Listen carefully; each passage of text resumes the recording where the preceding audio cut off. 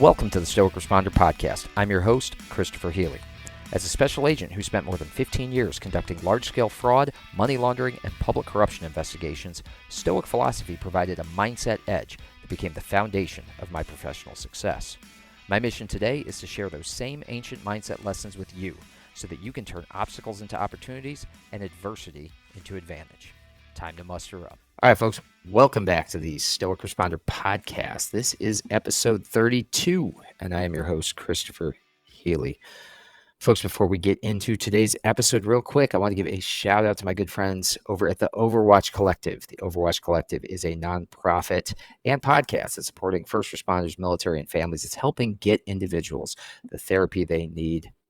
It is an incredible organization, and you can support them right now by going over to their website, theoverwatchcollective.com. You can purchase tickets for their fourth annual fundraiser. Their fundraiser takes place on Saturday, August 24th in San Mateo, California, for a night of fun and helping support the mission of the Overwatch Collective, which, again, is to fund therapy for our first responders, our military, and their families. It's to save lives. It's to make sure that one more saved is one less suicide. You can go over to their website, theoverwatchcollective.com right now. You can purchase a ticket to their fourth annual fundraiser if you're going to be in San Mateo, California in August, or in the Bay Area in August, or you can just go over there and buy some sweet merch. You can download the app. You can listen to the podcast. You can follow them on social media. But if you are interested in providing therapy sessions supporting mental health in our first responder military communities and among their families, it is an incredible 501c3 organization that I highly, highly, highly recommend you go and support.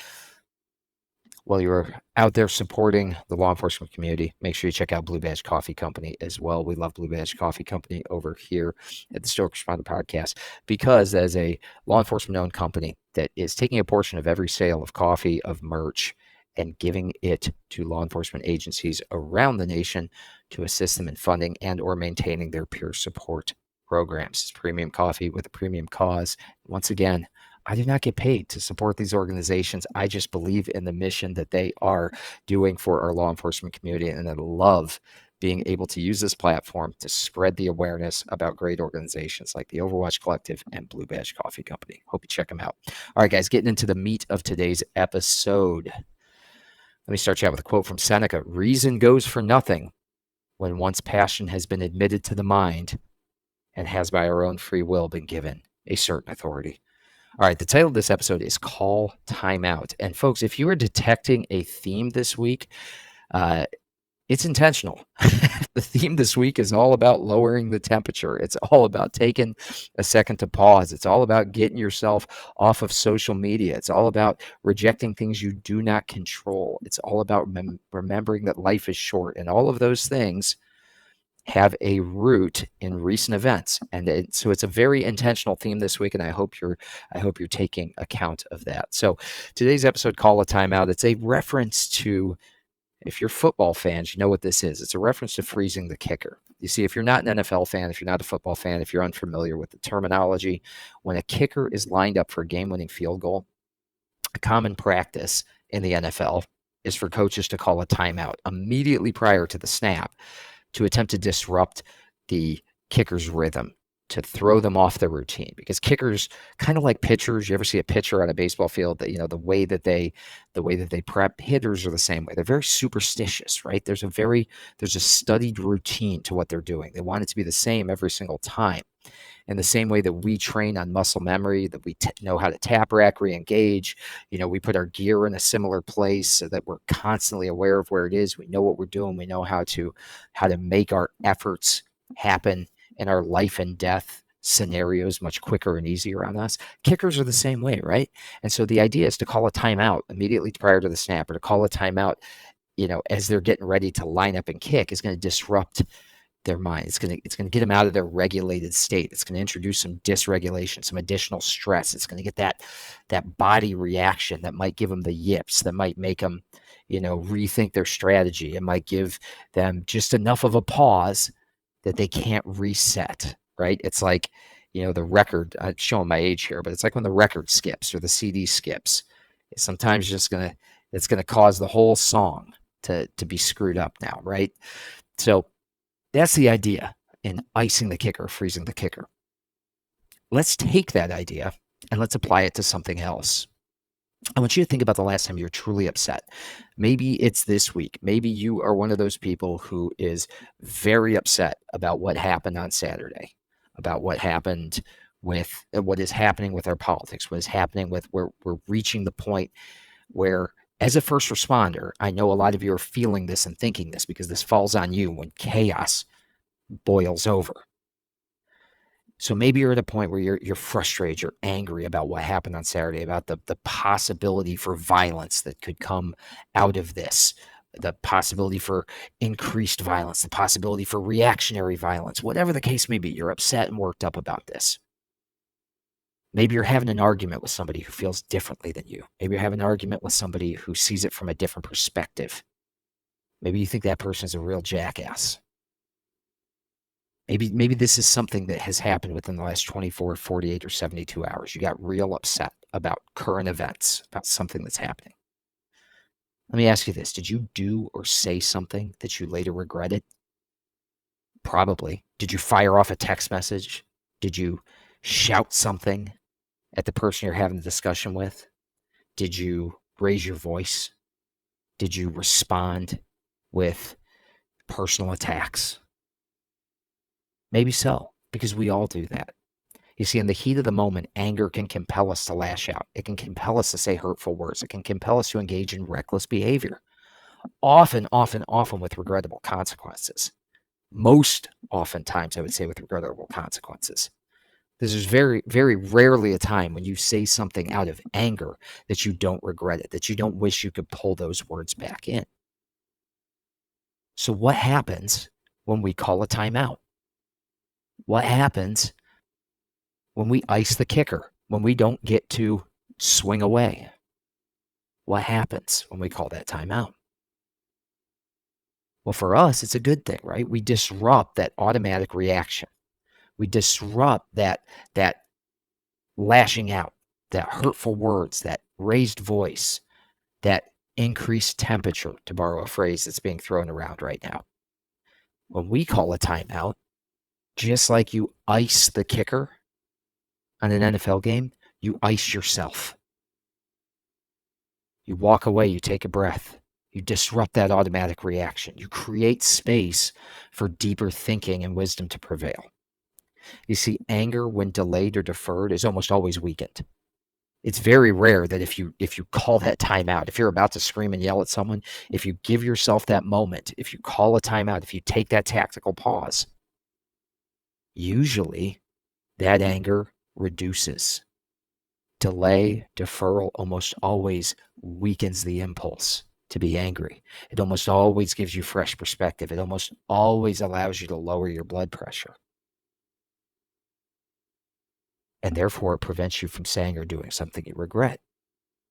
You see, when we refrain from immediately acting on our impulses, when we retain some emotional control, that initial surge of emotion almost always begins to subside. It almost always begins to reduce. And when we gain a more balanced perspective on the situation that isn't fueled by that reactionary pose, it can help us avoid saying or doing those things that we're going to regret, because we always do. And that fosters healthier relationships, whether it's with friends, with colleagues, with coworkers, with the victim or the witness we're dealing with our own children, with our spouse. And it minimizes the amount of conflict in our lives. Our lives have enough chaos. They have enough conflict in them just by the virtue of the job that we do. By taking that tactical pause, by calling that time out,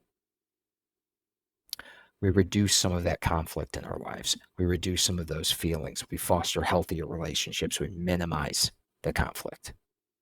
Look, anger is an unavoidable and natural emotion. The Stoics understood that. They didn't say that we shouldn't be angry, we shouldn't be passionate, but they separated things. They recognized that there are impulsive reactions that we do not have any ability to control. And then there are reactions that we do have ability to control. And it's recognizing and understanding those ones where a pause is warranted, where a pause can occur, where we have the ability and the ability to harness that power of patience and restraint and delay our reaction to anger, that cultivates greater virtue, that cultivates greater discipline, that cultivates greater temperance, that cultivates better relationships with others, which leads to more peace of mind for ourselves. So the next time you're feeling that heat rising up in you, the next time you're looking at something on Facebook or Instagram or Twitter or TikTok or wherever you practice your social media, and you see somebody say something stupid, instead of firing off those Twitter fingers real quick, set the phone down, take a breath, and walk away. Go do something of value that's actually advancing your cause, and you are going to find that when you come back to it, the words of some idiot stranger online aren't quite as impactful as they were in the moment. The next time your wife or your kid says something that makes you blow your top or about to, feel the anger boiling up, give yourself a quick tactical pause, take a breath, walk away.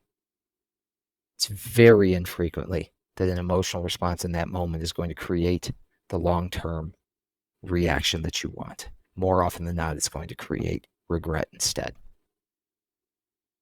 So when you're getting ready to wind up, when the center, the long snapper, is getting ready to send it back to the placeholder, you're ready, you're in your routine, you're about to just boot this thing through the uprights. You're so mad. And you feel that heat rising up. Do what a good NFL coach does and call a timeout. You're not going to regret it. Folks, there's a couple ways that you can support this podcast. Oh, wait.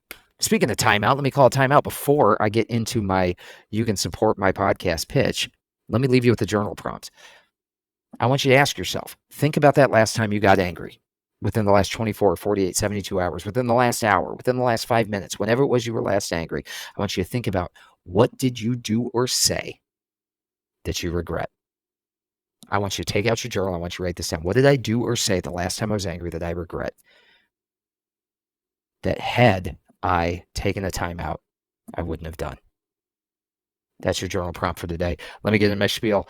There's a couple of ways that you can support this podcast. If you are enjoying it, the best way you can do it is to pick up a copy of my book, In Valor, 365 Stoic Meditations for First Responders. It's available on Amazon, Barnes & Noble, Walmart, anywhere you get your books. You can send me a message. I'll send you a signed copy if that's what you would like. It's available in Nook. It's available in paperback, whichever you prefer. It's a great resource for law enforcement and first responders who want to practice this philosophy daily, who want to give themselves that time out. It's going to give you quotes. It's going to give you contextualization. It's going to give you action items that help you integrate these lessons. It's very similar to the podcast, but you've got it in your hands. You can do the work whenever you want to. You don't have to wait for me to record an episode if you got the book. Number 2, you can get on Substack. You can support our podcast on Substack. Getting onto the Stoic Responder Substack, where you will get these delivered directly to your inbox, to your email. You can listen to them whenever it's convenient for you. But if you do sign up for the free subscription of the Stoic Responder Substack, you're also going to get anything that I write in the course of a week. And I write several times a week over there.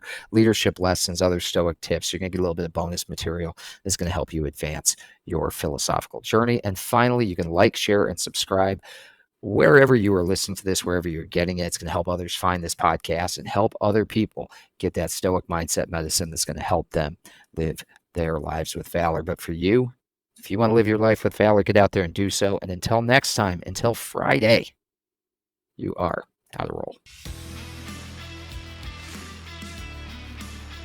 Thank you for listening. If you enjoyed this episode, please take a moment to subscribe, like, rate, and share this podcast, so that we can spread the benefits of Stoicism to other first responders. It will only take you a few moments, but it can help us tremendously. Until next time, how to roll.